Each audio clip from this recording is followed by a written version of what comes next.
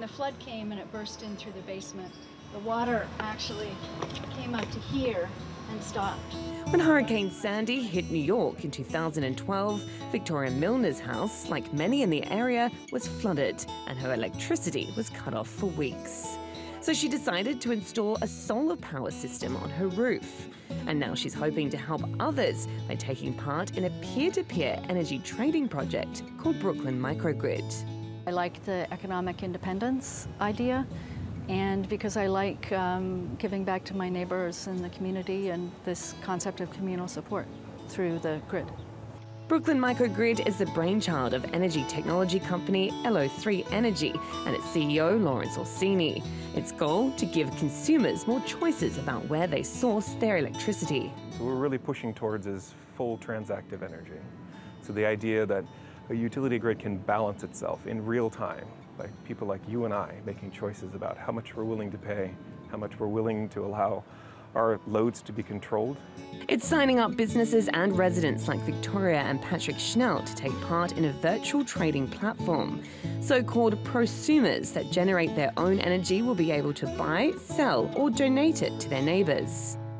Right now the energy gets fed back into the main grid into Con Edison, but if in such a situation somebody like my neighbor is interested in buying renewable energy, I could then sell him my energy as opposed to Con Edison's energy at potentially a slightly higher price.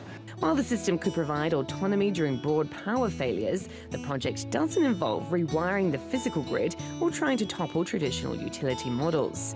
Rather, the hope is Brooklyn Microgrid will tweak how electricity is bought and sold thanks to advances in technology. Around 60 smart meters have been installed at energy-producing buildings across Brooklyn. LO3 plans to launch an app in the next few weeks which uses blockchain software, the digital ledger system that powers Bitcoin. It's a very easy way and efficient way to communicate information coming from this system, like how much energy is being produced, where it's being produced, when it's being produced, and effectively transact that. So it's a very low-cost transactive platform. While Brooklyn Microgrid faced many challenges, including regulatory ones, LO3 has grand plans. Brooklyn Microgrid is hoping that this peer-to-peer power sharing system, which puts more control into the hands of consumers about where they get their energy from and how much they pay for it, will prove to be a viable model for communities around the world. They've already begun rolling out similar programs elsewhere, like in Australia.